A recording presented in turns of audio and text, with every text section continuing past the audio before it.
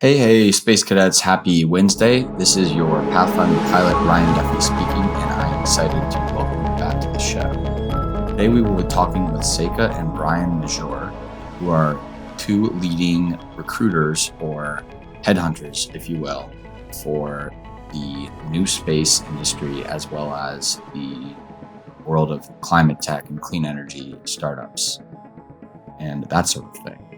They are the co-founders of AdAstra, an executive and technical headhunting firm, and they're passionate about making the world a better place by advancing space and environmental technologies, which I think is a common denominator of a lot of the folks that they work with.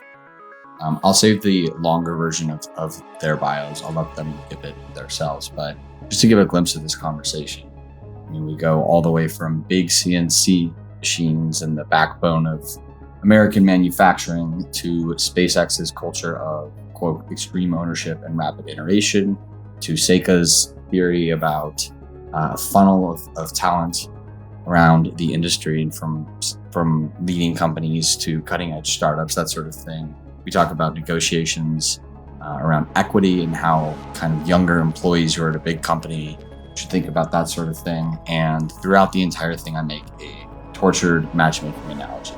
So that's something. But we'll bring them on here in just a second after a quick word from our sponsor. Today's episode is brought to you by Kepler Communications, a company bringing the internet to space. Kepler is developing the infrastructure to support out-of-this-world communications by creating solutions that allow operators to access data in real time. The Kepler network will keep customers connected to on-orbit assets through optical inter-satellite links, which significantly increase capacity for mission-essential data downlinking to Earth. Kepler's services will expand your mission potential, all while solving current and future gaps in global space communications. Learn more about Kepler and how they are modernizing space communications. Visit kepler.space. Again, that's kepler.space.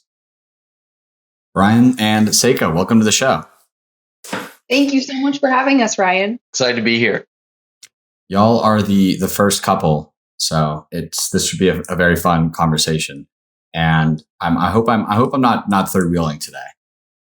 I don't think so. I think it's gonna be great. Yeah. No, it's just me on this end. So why don't both of you give the quick kind of elevator pitch of your backgrounds, and we'll build towards what y'all are building and working on today. Yeah, for sure. So my background's in aerospace engineering, got my bachelor's and master's in aerospace from Michigan, and then worked at SpaceX for a number of years, couple different internships in different groups, and then was a propulsion engineer for about 4 years before heading up to the Bay Area to work at an early stage startup before we started at AdAstra. Yeah. In my background, I studied psychology and business. And then I began my career in talent acquisition consulting. So not actually doing any hiring, but looking at the statistics and pain points for large name brand corporations and optimizing their hiring and retention practices. And then I went on to work at a CNC distribution company in talent acquisition. And I ended up creating a staffing agency for CNC professionals as a child company to that organization that I was managing talent acquisition at. So I worked on the corporate side and on the consulting side of talent acquisition before we started at Astra. All right, great, thank y'all. So 2 questions, quick reaction questions in reverse order. For those who don't know, could you say what CNC is, and then that's for Seyka, and then Brian, what programs or what programs were you working on while you were at SpaceX? Because that's typically how folks will date their time at SpaceX. Yeah, great question. So CNC is a computer numerical control machine. They're large, big machines, typically the size of half of a room, and they cost $500,000, couple $1 million, depending on the machine. And they're the backbone of a lot of manufacturing in America, and especially a lot of advanced manufacturing. It's an industry that's not spoken about very often, but it creates most of the things that you and I are interacting with every day. So very cool machines, not a super well-known industry, but very valuable in the world of manufacturing. Metal cutting robots. Yeah. There you go. Perfect. Yeah. And then my time at SpaceX, especially full time, was focused, worked on a lot of different products, but primarily all on Merlin 1D. So primarily our first stage engine. And then kind of my keystone project, if you will, was leading the refurbishment process for our first stage engines. So once we recovered that first rocket, I was like, hey, sign me up. I want to go to the Cape. I want to figure out what they look like, what we need to do to make them fly again, and then own that whole process of getting them, sorting out requirements, and then the process for actually refurbishing them. Reduce, reuse, recycle. It must be rewarding to see the degree to which they've been able to continue reusing various parts of the rocket. What was the genesis story, I suppose, of AdAstra? Like, was it just a moment where light bulb went off in one of your heads or both of your heads, and you're like, this is something we can make a business out of. This is something the industry needs, or industries, get into industries, but walk the audience through the story of how AdAstra got its start. Yeah. So as I kind of alluded to earlier, when I was working at that CNC distribution company, and I had got my arms wrapped around hiring internally for their corporate needs, I was nothing but hungry, going, okay, how can I help the company make more money? And was hearing from the sales engineers that they'd be able to sell more of these machines if they had people to go with them, right? And so I had just an incredible boss and mentor, and was just like, wind beneath your wings, right? Run with it. And so I created this company called Advanced Manufacturing Careers. And so it was essentially starting a company with training wheels on, right? Getting that entrepreneurial experience, but having the backing of a big company, and really loved it, right? Super fulfilling, very exciting to go find these hard to find people. So I'd had that experience, plus, some other minor businesses in my past, and really loved starting that up. So it was really, I'd had some of that experience. And then Brian and I had a lot of these friends from SpaceX, and we're noticing like every week a new really cool startups popping up, right? And starting to gather from either talking to those people who were starting those organizations, or just kind of seeing who they were after, that a lot of these startups were after the same talent, or they're all after kind of that top 1%. It's so vital to have excellent talent, right, in the space startup world. And so Brian came to me and was like, hey, we should do this. Like, I have this technical expertise. You've kind of created a similar organization, different, but a similar organization in the past. Like, we should really take a stab at this. And I got really nervous. I was like, we're married, we're running a life together, right? We spend all this time together. Does it make sense for us to also have our work life be combined? That's, there are a lot of complicated things that we'll need to talk about.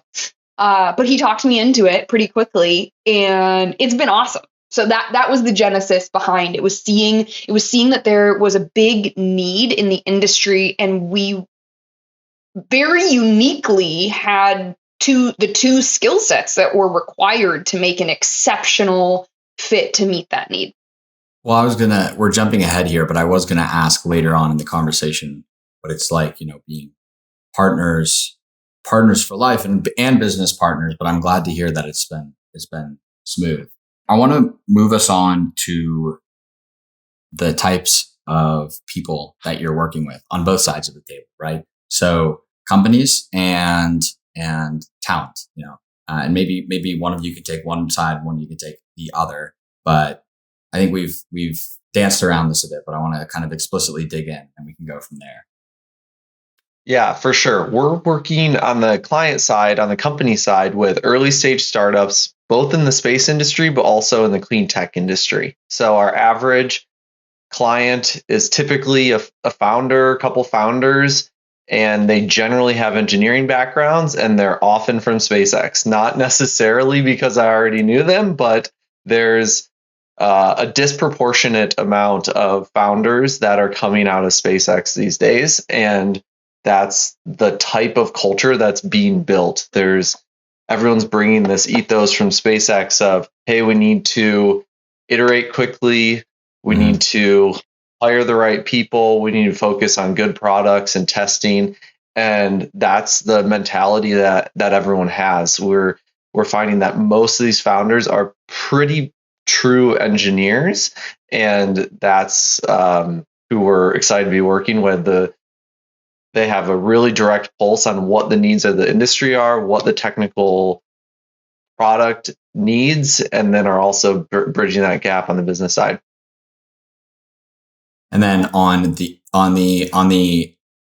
I suppose on sort of the talent side, Seyka, we spoke before we started recording. We spoke a little bit about this isn't like a passive search and it's more active. Can you unpack what that means for the audience? Yeah, absolutely. So the roles that we're typically filling are highly technical roles and executive search. So kind of anything in the technical vertical. We're not, I don't recommend necessarily using us for coming to us for entry level positions. However, we really care deeply about our partnership with our clients, right? When we get partnered with our clients, we're not just kind of a third party partner that like checks a box. We really get partnered. We look at their whole process. We help them optimize their entire kind of hiring process and really understand what they need. So sometimes clients have been like, hey, can you please help us with this entry level role? And then they can talk us into it. But for the most part, it's a couple years of experience all the way through that executive level technical search. We wouldn't be a great use case for a CFO, for example. Like that's not our area of expertise for a chief financial officer, but there are other places that would be a great use for that. CTO, excellent, right? Et cetera. Yes. So we talked about the active and the passive candidates. So what a lot of companies will do is, and this is not exclusive to startups, some large organizations do this too. What we call post and pray, right? They post a job, they look at the applicants that are coming in and they pray the right ones in there. And what we do is very, very different. We do post our positions sometimes, but most of that's for brand awareness. We are going after candidates who are often not looking, do not often have updated information represented online. They're happily employed, and we contact them to understand what is truly motivating them, what they're really hungry for, and if we have an opportunity that's actually going to take them to that next level. Is post and pray sort of the recruiting version of spray and pray? There's got to be some sort of relation there or story there, or maybe it just happened one day and no one knows the backstory. I like that though. I like the term post and pray. What is spray and pray? Spray and pray. It can apply to a lot of things. It's just like, okay. I mean, it's just like it's just like like untargeted. It's like a fire hose. Not some connotations that are not so good. But let's stick with fire hose. We even find that companies that are doing post and pray, they often don't even have the time to review the applicants that they do have. And so there's often this mismatch of we really, really need this, but we don't quite have the time or resources to make that happen, especially on the active side. And that's really a big part of where we come in. I think it's typically beneficial for these founders who are working on the coolest stuff, really exciting ideas, really compelling technology. And you may as well tap your network first. I think that's really the lowest hanging fruit. And that's often how you get your founding team or your initial hires. You're posting on LinkedIn, you're networking, you're getting those key people usually that way. It's often hard to get all 100% of those early employees that you need that way. And that's where we come in to help them. Or once they kind of reach a point of growth where they fully tap their network and they need to expand beyond that. And that's where the active search becomes really critical. What's the sweet spot for y'all in terms of, you just mentioned 100 employees. So you can use whatever metric or barometer you prefer, but, head count, or maybe this is, we're obviously kind of referring to earlier stage companies and startups. And so I don't know, fundraising stage, that sort of thing. What do y'all look for in clients that you work with? Yeah, for sure. I would say on the size and stage side of things, we're looking for, there's no such thing as too early. We've hired employee number 2 and onwards. I think typically it often ends up not being the best use case once we're kind of beyond series B, C or so, or getting north of a couple hundred employees. It just tends to kind of change the dynamic, and it becomes a larger scale recruiting operation, and the internal team's a lot bigger and stuff like that. And so there are definitely exceptions to that. We have clients that are smaller in headcount, but later stage in funding, or vice versa.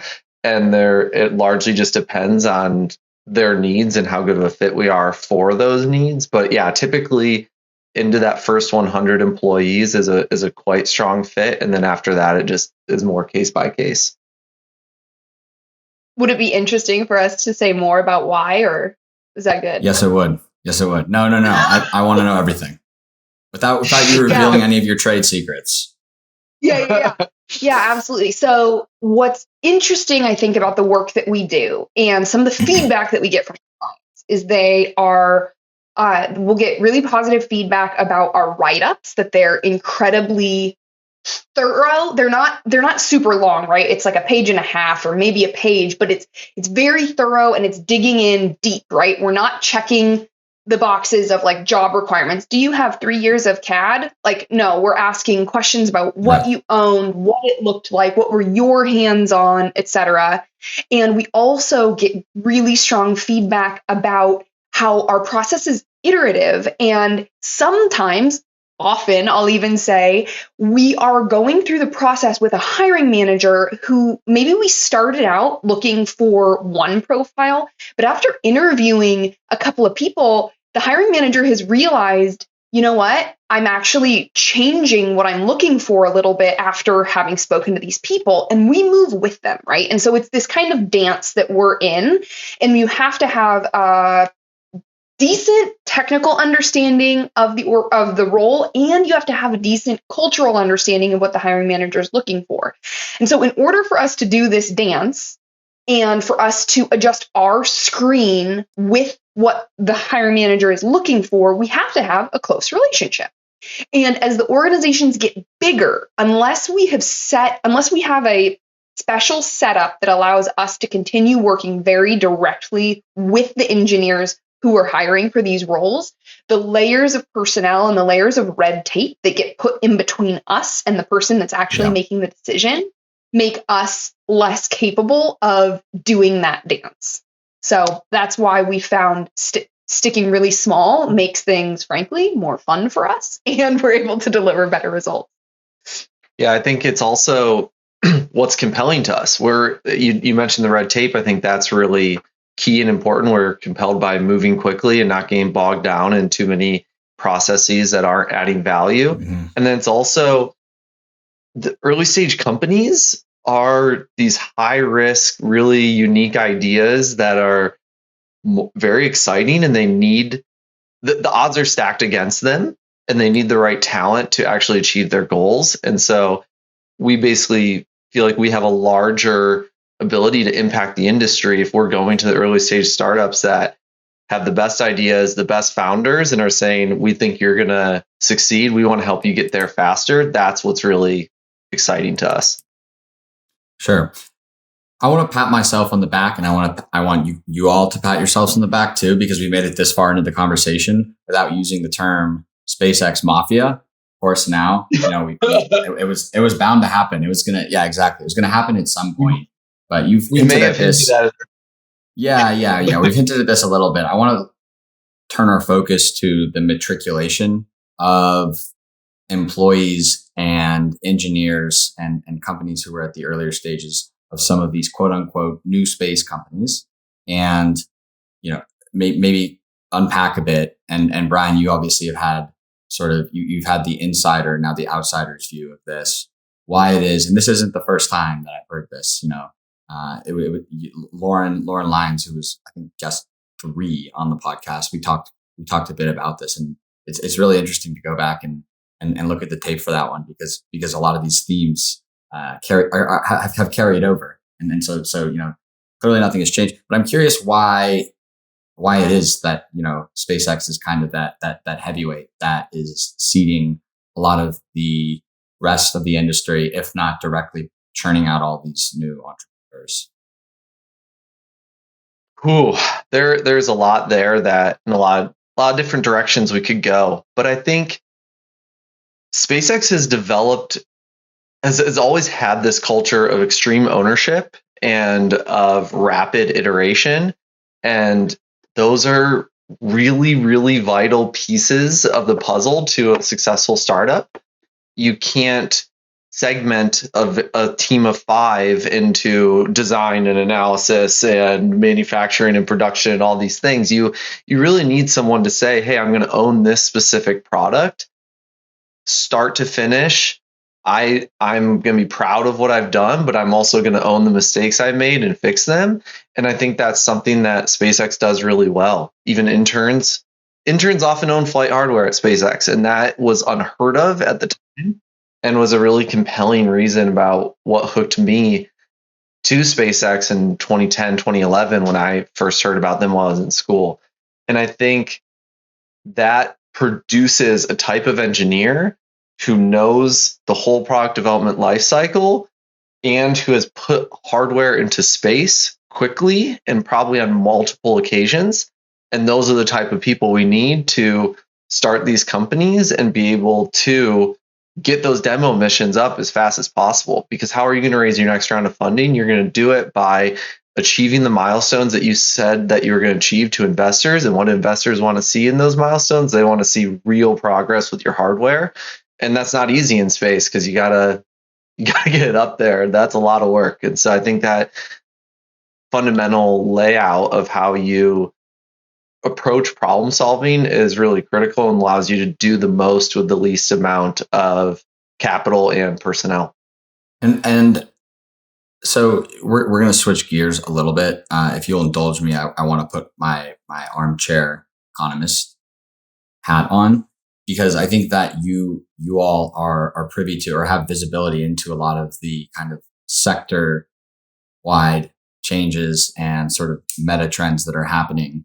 What have you observed over the past few months or quarters as it relates to company creation, hiring slowdowns, hiring acceleration, whether that is kind of different by sector? Let's start kind of high level, and then we can go from there. Yeah, absolutely. So we had some pretty big layoffs happening in the tech sector, like massive, right? Facebook, and we had a lot of them.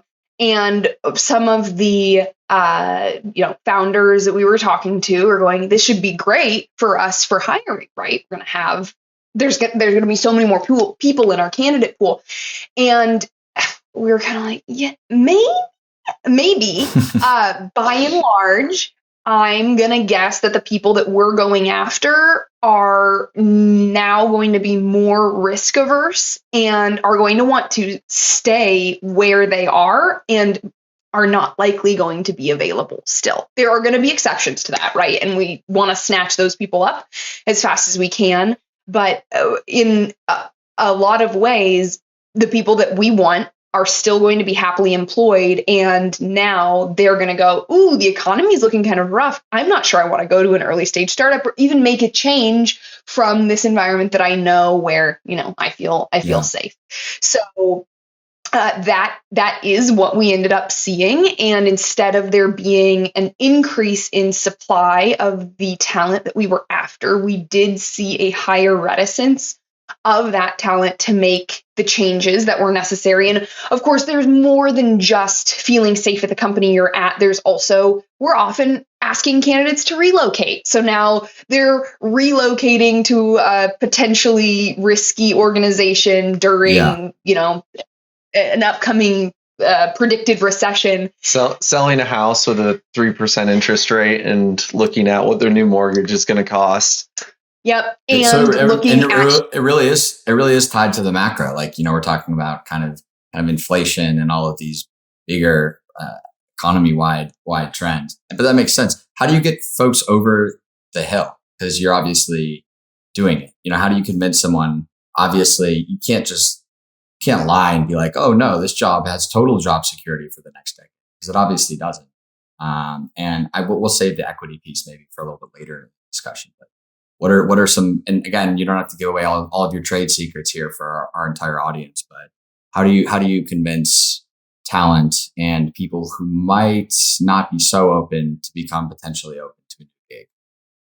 Yeah, great question. And there's a lot that goes into it. The first piece sounds really simple, but we see it missing a lot when people are taking candidates through the interview process. So again, it sounds really simple, but understanding early on, first time you're talking to a candidate, right? And maybe this is an exploratory conversation where they're not bought in at all yet, and you're just advertising your organization to them and telling them about the opportunity. Your primary goal in that conversation is to understand what truly motivates that individual. So that doesn't mean you go, hey, what motivates you? What are you looking for? And they go, I'm happy. I just really like solving hard to solve problems, right? Everybody says that. And it's true and it's great, but it's not at their core, right? Why are they open to having a conversation, and what would an opportunity have to offer in order to make it truly compelling for them to make a change? And not relenting in a very kind and, relational way, but not relenting until you feel you really understand what motivates that person, what drives them in their career and their dream, right? And then being honest with yourself and what opportunities you have available at your organization, figuring out, can I offer this person what they're hungry for? Can I fulfill that need for them, right? And using the rest of the interview process to repeat back to the candidate, this is what I see to be your motivation. Is that accurate? This is what I have to feed that. How compelling is this for you? Like it's very straightforward, but it's not often executed. Yeah. And that's somewhat helped, I would imagine, by the fact that, as we have kind of discussed throughout this conversation, that a lot of these folks are very mission driven. And I think that goes for a lot of people in this industry. It's this interesting combination too of a lot of our candidates are exceptionally smart and driven and capable, but they're not always, they're very happily employed. And so they're maybe not thinking about X, Y, or Z. And we have it come up fairly often that we'll ask questions and they'll be like, oh, I hadn't thought about that. And then it quickly turns in, or they have a reservation and we're like, okay, well, what about this other perspective? And it's not a hard sell. It's opening a dialogue, making sure everyone has the right information on both sides. And often we end up playing therapist and we're saying, wow, this is like a hard decision. What do you need to talk through? Who's your support system? How can we help you get the information you need? And there's no one size fits all to getting someone over the finish line on making such a massive life decision. And so it's about understanding individuals, understanding what motivates them, and being able to help them get what they want. And sometimes that's not the role that we reached out about. And we say, hey, this isn't it. Let's talk in 6 months. We'll have something then, or whatever it may be. There you go. Yeah. Sounds like the job involves wearing a lot of hats. So we're going to take a quick break and we will be right back. And I want to keep us on this topic. Time for another word from our sponsor, Kepler Communications. Space operators face many downlinking roadblocks today, and they rely on decades-old technology to access critical data. Kepler is solving the downlink bottleneck by providing real-time access to satellite data, optimized latency, and high-speed downlinking capabilities. The company's hybrid network will modernize on-orbit communications with a combination of optical technology, S-band inter-satellite links, and a high-speed backhaul link to move data more efficiently back to Earth. Kepler offers a full stack of solutions with payload technology, spectrum licenses, ground infrastructure, and a satellite constellation with full orbital coverage to satisfy the entire communications requirements of your mission. Check out Kepler.space for more information. Again, that's Kepler.space. All right. We are back. And I want to rewind the clock and go back to end of 2022, actually more so kind of mid 2022. You mentioned big tech, and I think that all anyone needs to do is go look at that site, layoffs.fyi. It really shows you the kind of ramp in every like really big tech companies and like the biggest unicorns like laying off employees. But we're obviously talking a bit more about space. And I want to, there was definitely kind of a marked decrease in funding levels for space companies in the back half of last year. Did y'all see anything in terms of, did that coincide with a slowdown in hiring? Yeah, absolutely. It may be interesting for us to mention, maybe not. When COVID hit, we saw this huge slam on the brakes with funding and huge slam on the brakes with hiring, right? And we were like, ooh, this looks rough, right? Nobody knew kind of what to predict. And we saw that big kind of slam on the brakes for maybe, 3 months. And then it picked back up in a big way. We definitely saw a big slowdown Q3 and then big time Q4 of last year. Q4 is always a slower time for hiring. So it's not. It's like the seasonality. Yeah, it's a seasonality. So many people are on vacations at different times, candidates and hiring managers, hard to get on-sites booked and interviews and things like that. And planning for the following year, there's a lot of kind of calm before the storm happening in Q4 as well. So we definitely saw a big slam on the brakes there. And then, yes, we've seen it pick up a fair amount already this early in the year. So we're seeing a big uptick. Yeah, I think it's starting to ramp up. It's definitely not as quick as it ramped back from COVID, which was it was pretty binary. It was pretty much shut off for 3 months and then turned right back on and continued growth in 2020. This has definitely been more of a decline, and now we're pretty confident that we saw the bottom at the end of last year, and we're starting to come out of it. And like you said, the same trends are happening in venture capital. We saw. I think it was either Q3 or Q4 of last year was the lowest amount of funding since 2013, but that trend has already started to reverse and come back up. And so we definitely expect that to continue. But in general, companies tend to be a little pinched by inflation and concerned about future funding possibilities. And so, but they need to grow. They still have to grow their team and still have to accomplish their goals. I think there's just being a little bit more strategic with, okay, do we really need this role? And stuff like that to be really efficient with their capital and potentially extend their runway a little bit longer to weather the storm.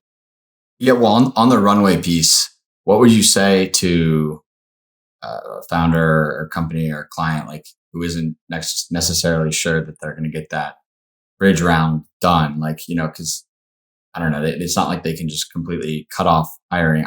It depends, really. I don't want to speak categorically here, but of course, probably the typical kind of archetype startup that you work with. What's your advice for them? Do you kind of calibrate? Not to be overly blunt, but like, do you have to then kind of recalibrate what the job search looks like say for like a 10-person space startup that's still really early stage and still really, really theoretical, not necessarily de-risked in some of the ways that some of the more mature space companies are? Or would you, so would you kind of recalibrate who you're looking for? Or would you say kind of stay the course? I think that's such a great question. Really insightful question. Yeah, I definitely think it requires recalibration, right? Like runway and funding is time, and that time gets you the ability to stretch out. So if you're not sure where that bridge route, you're not sure where that money's coming from, taking a look at your hiring strategy and figuring out what headcount can we push off until we have our sights set on that next round of funding. It's really important.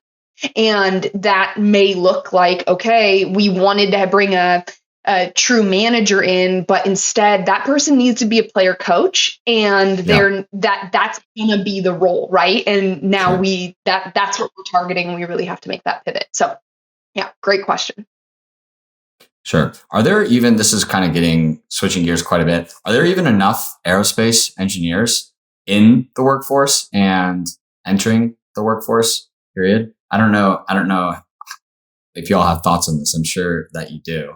And Seyka, when we weren't recording, you talked about the funnel a little bit. So maybe we can make that part 2 of this question. But yeah, high level, and I know that everyone has a different taxonomy. I imagine yours would you're not looking at, the total number of, like, you're not going to the Bureau of Labor Statistics and looking at like the total number of aerospace engineers. That's not your TAM, if you will. But what are both of your thoughts there?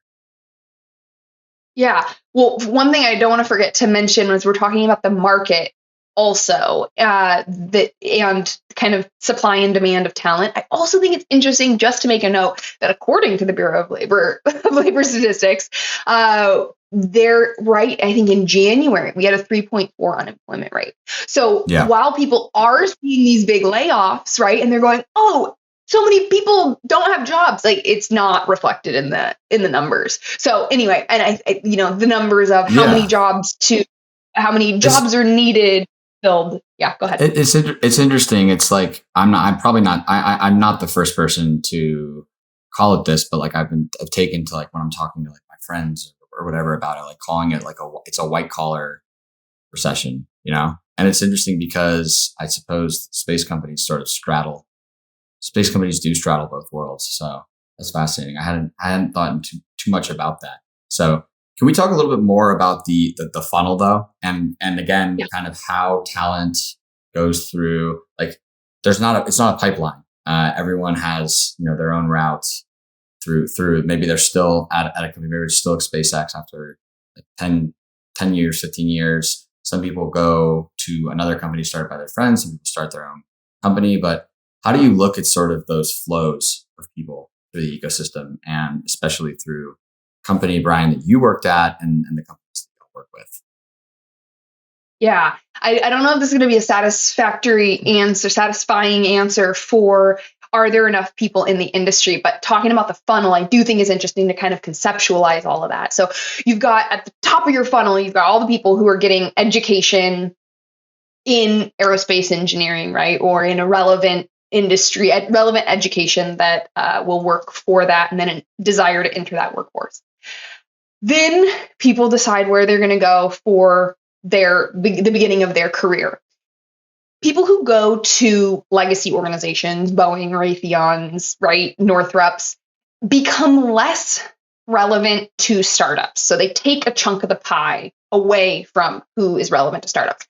That's not a fast and solid rule. People can absolutely go from those legacy organizations to startups, but it's pretty rare. It's pretty rare. I can dig into why I'm making that assertion. There are cultural and technical reasons that I make that statement, but we can dig into it. Interesting.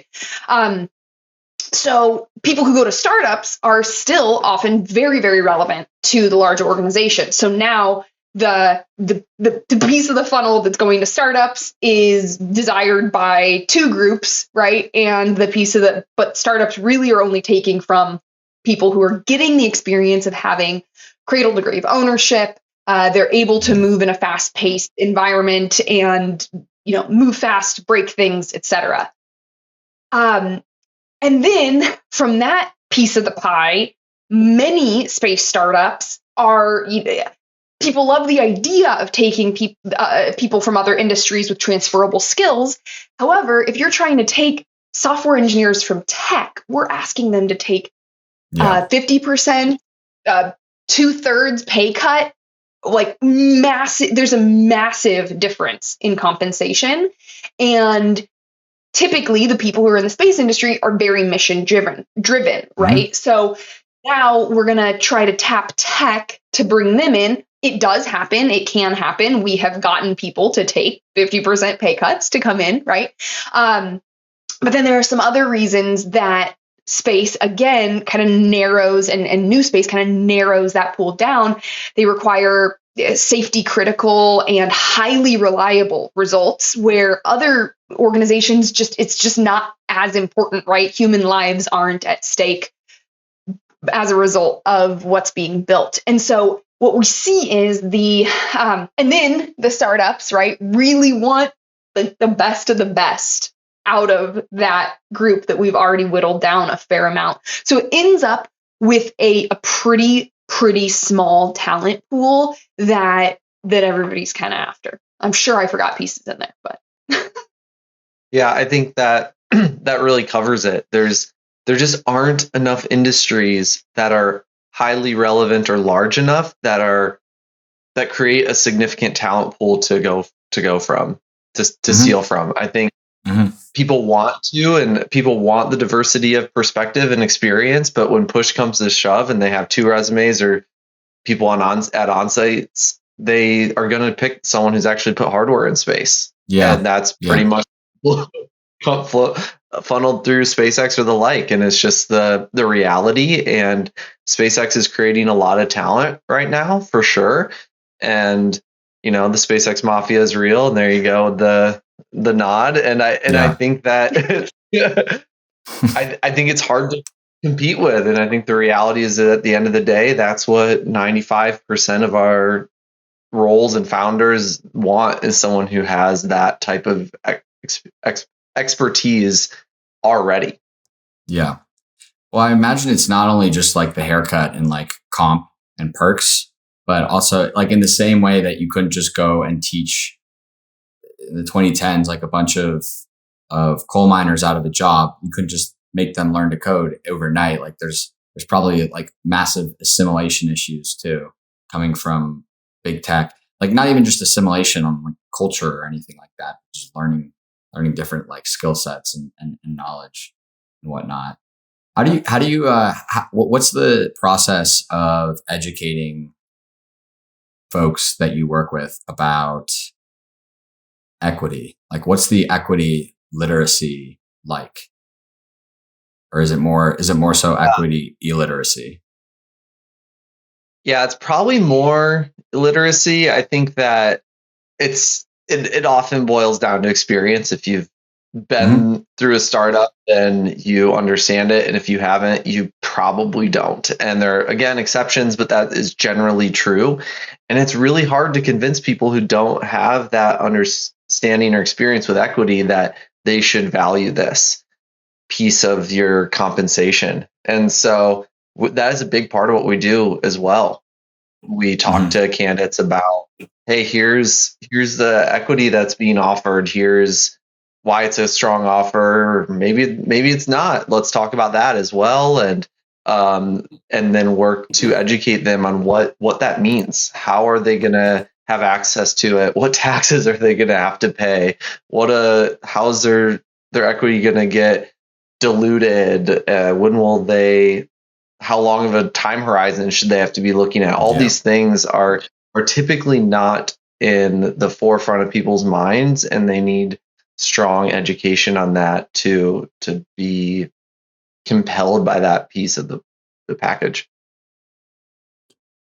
I think it's in some ways it may actually even be getting worse in some ways too, because now SpaceX, as of like 2013 or 14, if you started there, you now get at or after those dates, you're now getting RSUs versus options. Yeah. And therefore it's just a very different piece of the puzzle. It's RSUs are much, much simpler. SpaceX is offering buybacks routinely. It's much closer to cash than the monopoly money of options that you're really optimistic and hopeful for, but have no tangible value from day one for most of these startups. And you just have to grind and put in the effort to make it have value.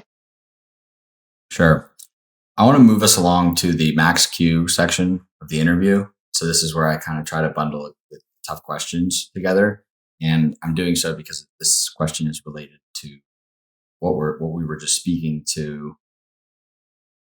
Well, the first thing I want to know is how do you sort of negotiate like the competing interest there when you're working with both sides? And so let's just take equity negotiation as like working with a company that's hiring and then, the talent. Great question. Thank you. Yeah, great question. So our client, our customer is the company. So that's the first piece, right? Our position is not to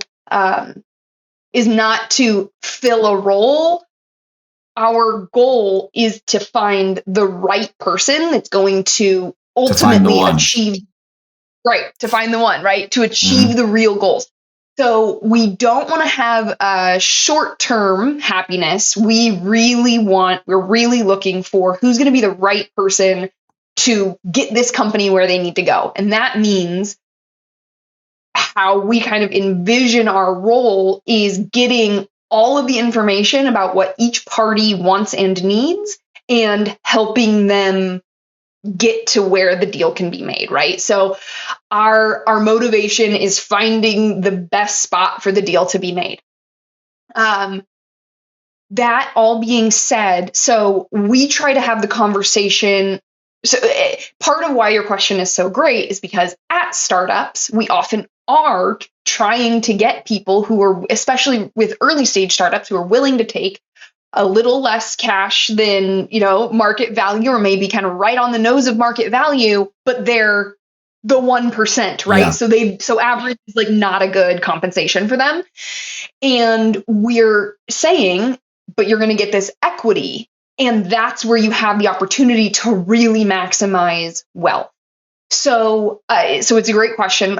Figuring out that negotiation process and what we're trying to work out, kind of, as Brian alluded to earlier, playing that therapist role, is understanding from the candidate's perspective, what do you need to make this worth it for you? And understanding either the firm ceilings or the desired ceilings from the organization. And if we early on, if we see that what the organization is trying to cap their compensation at is gonna be brutally difficult for them to fill, we have so much information that we're collecting every single day, like throughout the industry, that we can usually go, the person that you're looking for matches one of these 10 profiles, right? They look like this person, and this is what these people are asking for. So if you want to try to get somebody to take, $50K under the minimum that all these people are, you're going to be in trouble. And they're considering equity as I can, that makes sense in my head, because as you said, it's long-term incentive alignment. The goal for your client, the companies you're working with, is, like I said, to find the one and happily ever after. And so I'm going to take this metaphor and torture it and make it really protracted. Because my next question, literally before this even popped into my head in this conversation, this was not planned. But my next question was to say, a Hinge, the dating app, like they did a clever little marketing thing where it's like, oh, we're designed to be deleted. Like that's their shtick, right? And so that the metaphor there, and like this tortured matchmaking analogy is that sort of your pitch as well, right? Because once companies get to like a sufficient scale, like you stop working together? Is that right? Or yes and no. So we kind of talked about like the size of company already that we're most motivated to work with. Okay. If a company was 300 people, but their CTO or their chief engineer was going, hey, our internal team is having a hard time filling this role. We're the SWAT team that's really excellent to be brought in for those roles, right? We're not going to scale a company up through their high volume roles. We're here for the hard to fill positions once an organization gets to that size. But again, we have to be working close enough with the actual person making the decisions, the dance that helps us be good at what we do. Yeah, I like that. It's like the, like specialists, or like you said, SWAT versus like at scale. Like obviously you guys, y'all can't be the outsourced like hiring arm of all these companies. So I think that makes sense. I suppose I want to close out with predictions from y'all about where you see the industry going, and maybe the short term. So next half year or so, but also over the next few years. I mean, we can start with hiring. Oh, actually, I'm bookmark that. One more substantive, small little mini segment that I wanted to hit on. The nexus between space and climate tech.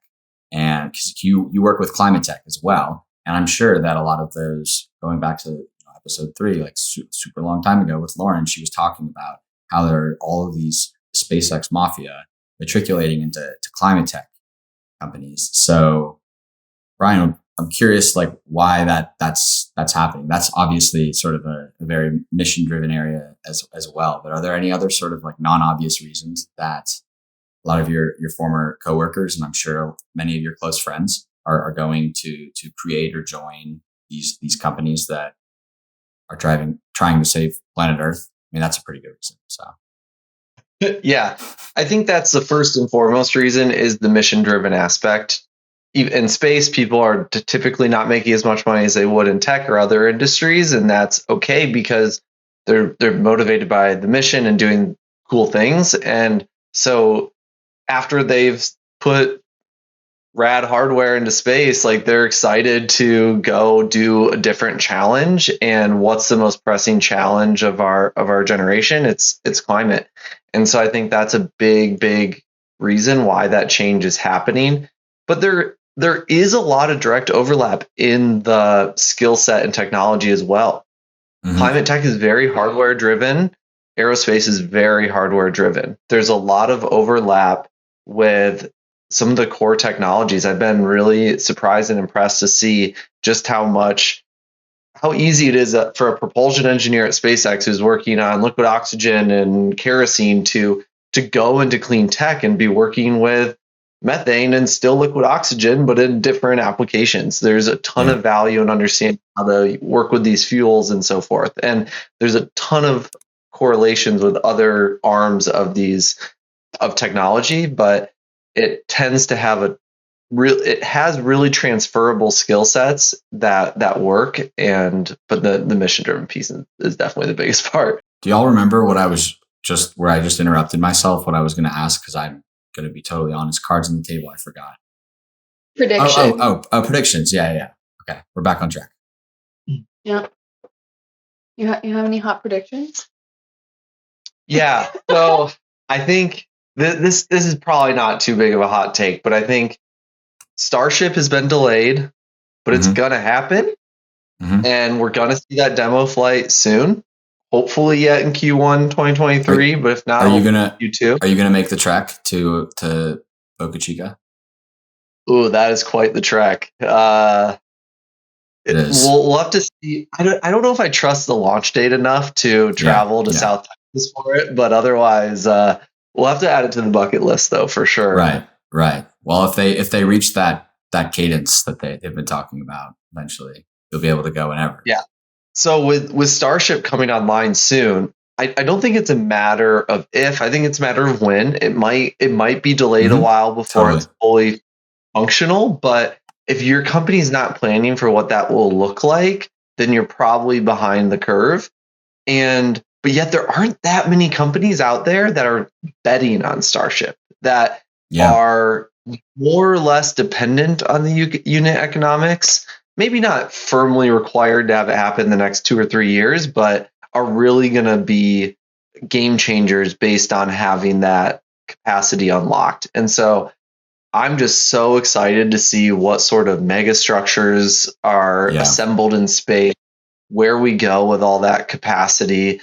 Are we going to go to Mars, or are we just going to build massive structures in Leo, bring Earth, humanity off Earth just into Leo and learn a lot there on the moon? I don't really know what it's going to be yet. We actually recently recorded a podcast with Scott Macklin of Gravitics. That was the first thing we had to learn, was how to pronounce their name. And it was very interesting to learn and discuss the opportunities of getting humanity off Earth and what we should be going after. And I thought that was a really exciting discussion that kind of centered around this idea of what's going to happen once Starship is online. Yeah. Conversely too, I mean, or we should probably say when it comes online, that then just Starship by itself becomes like a big risk factor for some companies and business models too, which are predicated on, a certain model of launch and like fairings. Yeah, that could be its own podcast. And for further reading, or I should say listening, for anyone who might have missed it, Ariel Ekblad, we talked a little bit about that. It was released today, so it'll be 2 weeks ago when you're listening to this. Moving along on the lightning round kind of questions. This is kind of a toss up. This is the biggest softball of today. But if y'all, what rocket would y'all take to space tomorrow? You were going to go tomorrow. I mean, you got to pick Falcon 9. I mean, I think being able to see under the hood a bit is give some confidence. And I think at this point, we're starting to approach this place where you're more compelled to fly in a flown rocket than a new rocket, which people weren't talking about a decade ago. People were talking about, it's going to be a discount to fly on these second, third, fourth missions. And I don't know if we've hit that day yet, but I think it's going to be the other way around, right? You don't want to be the test pilot on a brand new vehicle. You want to ride on it after it's gotten a couple flights. And so I think, I'll take flight 3 or 4 maybe on a Falcon 9. I think that's my vote. Great. Seyka, what TV, or not TV, could be TV, but what sci-fi universe, TV or movie or book or other forms of medium would you live in if you had the choice, or if you had to? Yeah, Avatar for sure. Though, man, Avatar 2 was... that's what I was going to ask. Which one? I guess they're the same world, so... You live in the world between the two where there isn't a movie. Yeah. And that's where I would love to be. Yeah. Right? When things are just chill. Yeah, things are chill. Things that the movie start, we're not giving away any spoilers, but things are so chill, and then they get not so chill. Yeah. Exactly. I'm sure most people will have seen that. What of those patches, for those who are not watching, for those who are listening, there are a bunch of mission patches behind Brian and Seyka. Which one means the most to you, Brian? Yeah, that's actually pretty easy for me. I think the Falcon Heavy demo was the biggest for me, because that rocket was kind of, trying to think of the right way of putting it. We wanted to demo the technology, but also wanted to get some experience with reusability. And so we put together a lot of flown engines on that vehicle. And it was almost all of those engines had already been to space. And these were some of the first engines that got to go to space for a second time. And the 5-year anniversary of that was yesterday, was it not? Or was that? Yeah, it's like that was the one. Maybe, was that the one? Was that the one where y'all launched the Tesla Roadster? Yes, exactly. Yeah. I'm almost positive that if it wasn't yesterday, then I have to issue a correction. So. Here's the hoping that I didn't get that wrong, but I think it was, or maybe I don't know. I think it was, but we'll have to check. But if it was, then maybe we cut this, maybe we don't. I'll defer to our producer, but we'll put the graphic up on. So one thing that I almost forgot to mention is that I'm in the presence of fellow podcasters. So congrats, or I'm sorry. I don't know what your experience has been like. It's definitely a bit of a grind, but I want to ask why start a podcast and how your experience has been. And then finally, part 3, what, one of your most memorable or favorite episodes was. And then we'll toss a link into that in the show notes. Awesome. Thank you so much. Yeah. Why start it? We were having the coolest conversations with tech in the space daily. And there's so much synergy in those conversations. And we're able to discuss these topics that just get you butterflies in your stomach when you're thinking about the future. So it just seemed like conversations that were worth sharing.